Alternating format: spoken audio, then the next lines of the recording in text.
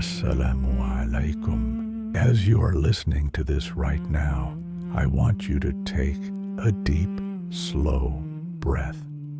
Let the tension leave your shoulders and feel the weight of the world start to lift from your chest.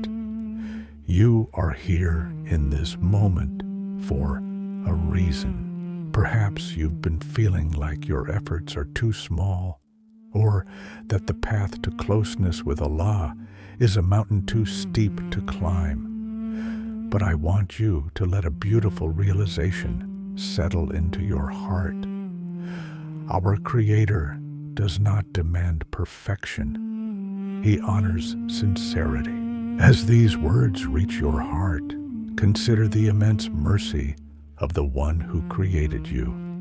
We often exhaust ourselves trying to achieve great things. Yet, in the eyes of the Most Merciful, a small deed done with a pure heart can outweigh the heaviest of burdens on the scales. Pause for a moment and reflect on the beauty of a religion where even a smile is recorded as an act of devotion. The Quran reminds us of this divine precision in Surah Az-Zalzala, chapter 99, verses 7 and 8. Allah tells us that whoever does an atom's weight of good will see it, and whoever does an atom's weight of evil will see it. Imagine that, an atom, something so small it cannot be seen by the naked eye, is precious enough to be recorded by the King of Kings.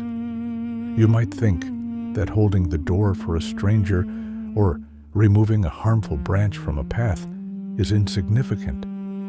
But to Allah, that moment of kindness is a testament to your faith. The Prophet Muhammad, peace be upon him, emphasized this comfort in an authentic hadith narrated in Sahih Bukhari, where he advised us to protect ourselves from the fire, even if it is by giving away half a date in charity. Just half a date. It isn't about the quantity, it is about the taqwa and the love behind the gesture. As you sit here, think of the times you whispered a simple Alhamdulillah when things were difficult, or the moments you chose to be patient when you had every right to be angry. These are not small things.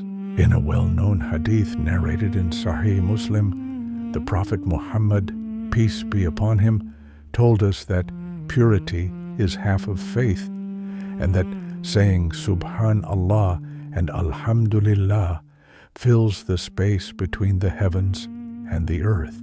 Let that sink in. A few words from your tongue, spoken with a heavy heart seeking peace, fill the entire expanse of the universe with light. You don't need to be a giant of history to be a giant in the eyes of your Lord. You simply need to be a servant who tries.